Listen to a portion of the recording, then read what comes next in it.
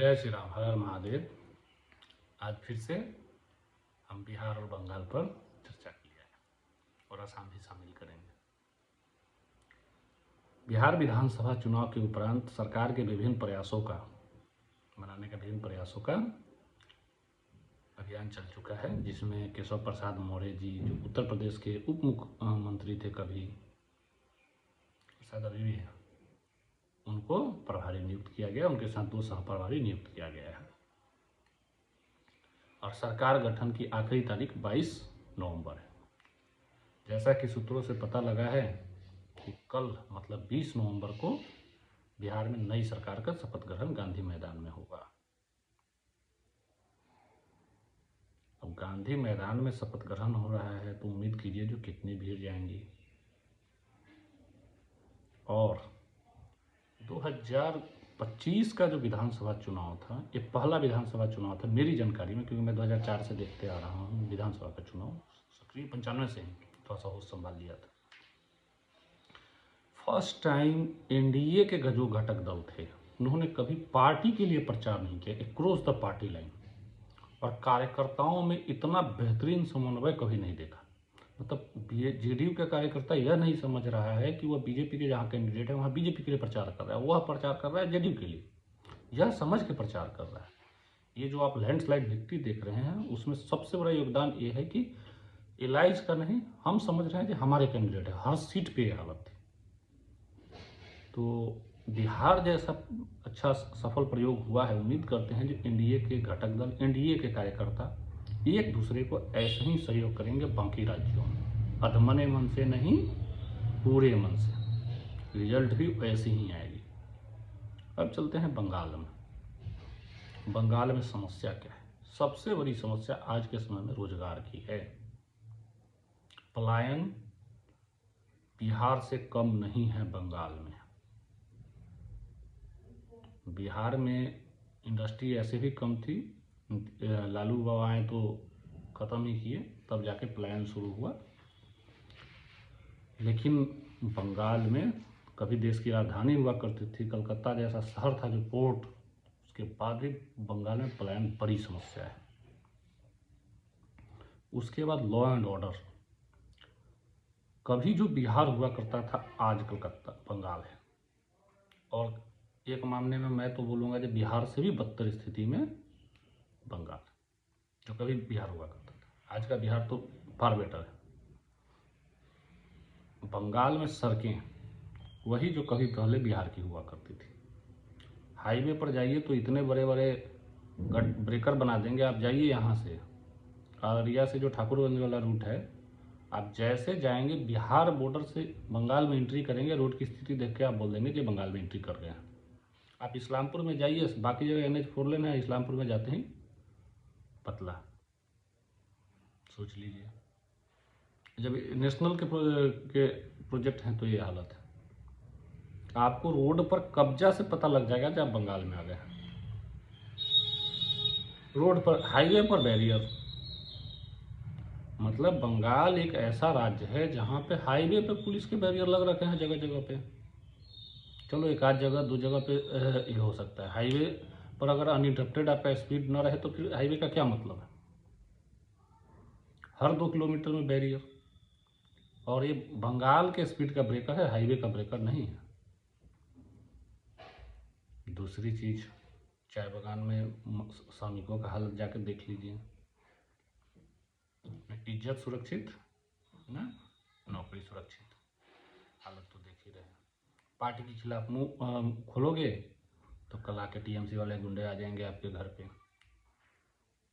और ज़बरदस्ती आपके सामने कैमरा रख के आपका स्टेटमेंट भी दिलवाएंगे। आपको याद है जब आरजी कार हुआ था तो? मतलब जो पीड़ित है उसके परिजनों से दबाव डाल के मतलब इतना उसको परेशान कर देंगे जो उसको लगेगा जो उसने पाप कर दिया है, जो पुलिस में चला गया है या प्रशासन के पास चला गया है। ये तब हो रहा है जब महिला वहाँ पे मुख्यमंत्री है। बांग्लादेशियों के प्रति प्रेम तो समझ में आता है। मतलब क्या बोला जाए, जब वैध तरीके से अवैध बांग्लादेशियों की सरकार बन रखी है तो जिस राज्य की मुख्यमंत्री एक शेड्यूल फ्लाइट को, जो इंडिगो की फ्लाइट लैंड होने वाली थी, थोड़ा सा डिले हुआ ट्रैफिक कारणों के कारण, एयर ट्रैफिक के कारण, तो उसको बोला गया कि हमारे जान के लिए साजिश रची जा रही है।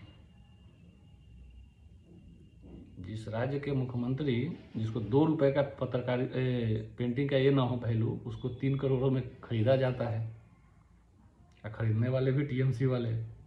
मतलब गजब हालत है, हवाला कैसे किया जाता है। जिस राज्य के मंत्री से लेके कार्यकर्ता, पार्टी के रूलिंग कार्यकर्ता अवैध बांग्लादेशियों को डॉक्यूमेंट्स बनाने में बिजी रहते हैं, वहाँ आप समझ सकते हैं किस लेवल का वोटर फ्रॉड है। ये वही ममता बनर्जी है। जब सत्ता में नहीं थी तो अवैध बांग्लादेशियों के खिलाफ एक अभियान छेड़ रखी थी, और वही ममता बनर्जी हैं जो जैसा सत्ता में आई तो अवैध बांग्लादेशी उनके सबसे करीबी हो गए। जो वैध बंगाली थे वो तो उनके सबसे बड़े दुश्मन बन गए। अब आप ही बताइए, मैं आज पूछता हूँ, सर का विरोध क्यों? क्या आप अपने घर की सफाई नहीं चाहते हैं? क्या आपके घर में अगर कुछ लोग अवैध घुस आए हैं तो क्या आप नहीं चाहेंगे कि उनको पहचान के उनको निकाला जाए, जिससे कि आपके घर के जो लीगल बच्चे हैं, जो वैध बच्चे हैं, उनको वो रिसोर्स जाए? क्या बंगाल का राजनीतिक चुनाव बांग्लादेशी करेंगे या बंगालियों को करना चाहिए, जो बंगाल में वैध रूप से रह रहे हैं? और एक भ्रम फैलाया जा रहा है, पैनिक स्थिति क्रिएट करी जा रही है एसआईआर को लेके बंगाल में, कि नागरिकता चली जाएगी वैध लोगों की। मुझे ये बताइए, कैसे चली जाएगी नागरिकता अगर आप वैध है तो? और हिंदू अगर कागज नहीं भी है तो सीए के द्वारा प्रोटेक्टेड है, सिटीजनशिप अमेंडमेंट एक्ट। हिंदुओं को तो उल्टा ममता बनर्जी से पूछना चाहिए, अगर किसी की नागरिकता छूट रही है तो तुमने मेरे साथ ऐसा क्यों किया जो सीए के तहत मेरा नागरिकता अभी तक क्यों नहीं मिला? आपको 2003-2002 प्रूफ करने की भी जरूरत नहीं हिंदुओं को, आप तो सीए द्वारा प्रोटेक्टेड हो। और यहीं पे होता है जो ममता बनर्जी इस्लामिक जिहादियों के बहकावे में आके, जो बंगाल में आपको याद होगा आसन साल में जो बर्धमान में जो दंगा हुआ था, दंगा टाइप हुआ था सिचुएशन, जिसको प्रधानमंत्री जी ने बोला था कपड़े से पहचाने जा सकते हैं कौन है, उनको समर्थन किया था। ये पहचानना पड़ेगा और सवाल करना पड़ेगा ममता बनर्जी से कि सीए का विरोध आपने क्यों किया था। तो आपकी आइडेंटिटी जो अभी तक आप क्या बोलते हैं उसको, ड्यूअल थी, मतलब डाउटफुल थी, नरेंद्र मोदी जी की सरकार ने सिटीजनशिप अमेंडमेंट एक्ट से खास करके बांग्लादेश से आए हुए हिंदुओं के लिए, पाकिस्तान से आए हुए हिंदुओं के लिए सुरक्षित करी है। आप आ तो जाते थे हिंदू, लेकिन एक दुर्दिन वाली स्थिति में आपको कोई सरकारी सुविधा नहीं मिलता था, उसको सुरक्षित करने के लिए, ताकि आपके पास भी सरकार की सारी सुविधाएं, सारी योजनाएं पहुंचे, सीए के माध्यम से आपको नागरिकता दी जाएगी, दी जानी चाहिए थी, अभी तक नहीं दिया गया, ये चिंता की बात है। मेरा तो उन लोगों से अनुरोध है कि जिनको नागरिकता नहीं मिली है वो कोर्ट का रुख करें, और अगर जिनको दिक्कत हो रहा है तो जो वहाँ पे बजरंग दल, विश्व हिंदू परिषद, आरएसएस के लोग हैं, उन लोगों से संपर्क करें। जिनको ऐसा लगलाया जा रहा है कि भाई आपको अगर कोई दिक्कत है हम दिलवाएंगे, उनका डाटा इकट्ठा किया जाए, कोर्ट में एक सामूहिक रिट पिटीशन डाला जाए, क्यों सीए का अमेंडमेंट अभी तक लागू नहीं किया गया है। अपने आप कोर्ट संज्ञान लेगी। ये बहका के भ्रम की स्थिति करके लोगों में पैनिकता फैला के वहाँ पे उपद्रव और सरकारी एक जो जरूरी प्रक्रिया है उसके खिलाफ दुष्प्रचार, और वही स्थिति असम में है। अब लोग बोलते हैं कि असम में एसआईआर क्यों नहीं होगा? होगा भाई, एक स्टेप बाय स्टेप, अभी 12 स्टेट में हुआ, अगला 12 होगा, उस फेज उसमें होगा, असम में भी होगा। और रही बात असम में, तो असम से तो भाग रहे हैं बिना एसआईआर के। वहाँ की सरकार ने अभियान छेड़ रखा है इलीगल इंक्रूचमेंट और इलीगल इंट्रूडर्स के खिलाफ। बंगाल ने कब खेला छोड़ा है? बंगाल में तो बीएसएफ कोशिश करती है जो ना घुसे, और गलती से घुस जाती है तो बंगाल सरकार के पदाधिकारी बैठे रहते हैं जब भाई उनको वैधता प्रदान की जाए। तो कर्म तो जरूरी है। क्या आप भूल गए हैं मालदा में जो बीएसएफ वाले एरिया में क्या हुआ था सीए के दौरान, जो चौकी की चौकी कालू चौक वगैरह जलाए गए थे? अब बंगाल के लोगों को चुनाव करना है कि आपको वही 1000 रुपया दे के अपनी आबरू लुटानी है, जो आपको 2021 में 1000 रुपये के चक्कर में वोट दिए थे, और फिर जो पोस्ट पोल वायलेंस जो हुआ तो आपको गवाह है, या आपको एक स्वर्णिम बंगाल का निर्माण करना है, एक ऐसा बंगाल जो भय मुक्त हो, एक ऐसा बंगाल जो समृद्ध हो, एक ऐसा बंगाल जो शांतिपूर्ण हो, एक ऐसा बंगाल जहाँ पे किसी का तुष्टीकरण ना हो, एक ऐसा बंगाल जहाँ सबका साथ सबके विकास की बात हो।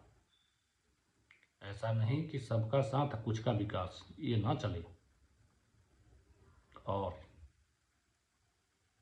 बंगाल के सुदूर ग्रामों में भी सरकारी योजनाएं पहुंचनी चाहिए, चाहे वो जन औषधि हो, आयुष्मान कार्ड हो, या प्रधानमंत्री सड़क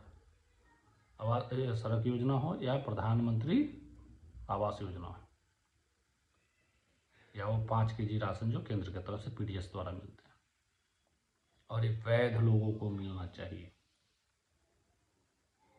सर क्यों जरूरी है? तो राइट लोगों को उनका राइट मिले, इसलिए सर जरूरी है। उम्मीद करते हैं कि बंगाल ममता बनर्जी के पिछले कुकृत्यों को भूला नहीं है, लेफ्ट के कुकृत्यों को भूला नहीं है। ऐसा नहीं जब ममता बनर्जी खराब है तो फिर से लेफ्ट की तरफ चले जाएं। लेफ्ट और ममता दोनों एक दूसरे के ट्रांसफर्ड अपडेटेड वर्जन हैं। याद रखिए, भेड़िया कभी शाकाहारी नहीं हो सकता है। तो लेफ्ट अगर आज साधु बनने का भी कोशिश करता है, नेवर ट्रस्ट देम। जय श्री राम, महादेव।